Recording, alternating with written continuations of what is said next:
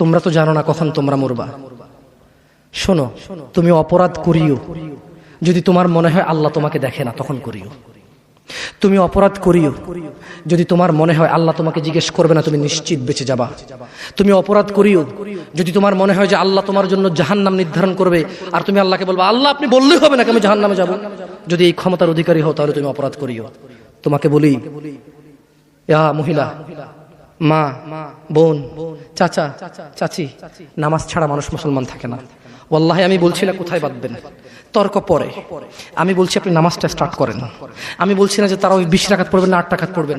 আমি বলছি যে আপনি পড়েন, 2 রাকাত হইলেও পড়েন। আমি বলছি যে আপনি ঈশার নামাজ 15 রাকাত দরকার নেই, আপনি শুধু 4 পড়েন। আমি কি বলছি সুন্নত বাদ দিতে? আমি বলছি যে তুমি পড়ছো না, শোনো, ভয় পেও না, ঈশার নামাজ 15 রাকাত তোমার উপরে ফরজ নয়। আমি তোমাকে না করছি না 15 রাকাত পড়তে। আমি বলছি যে তুমি নামাজই পড়ো না, 4 পড়ো। এই 4 রাকাত ঈশা না পড়লে তুমি মুসলিম নও। 3 রাকাত মাগরিব না পড়লে তুমি মুসলিম নও।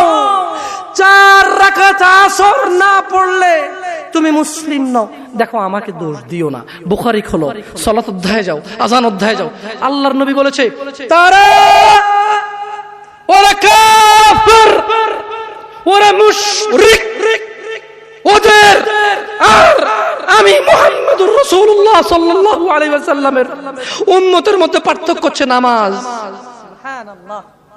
ও সাহাবা, ও উম্মত, তুমি চিনবা মুহাম্মদের উম্মতকে সাল্লাল্লাহু আলাইহি ওয়াসাল্লাম। ও আমার উম্মত, তুমি কি আমার উম্মতকে চিনতে চাও? শোনো, তারা যারা আমার উম্মত না, আর এরা যারা আমার উম্মত। ওটা আমার উম্মত যেটা নামাজ পড়ে না, আমার উম্মত। তুমি আল্লাহর নবীর উম্মত ছাড়া কিভাবে মুসলমান হবা? তোমাকে আমি বলি, নামাজটা ছাড়িও না প্লিজ।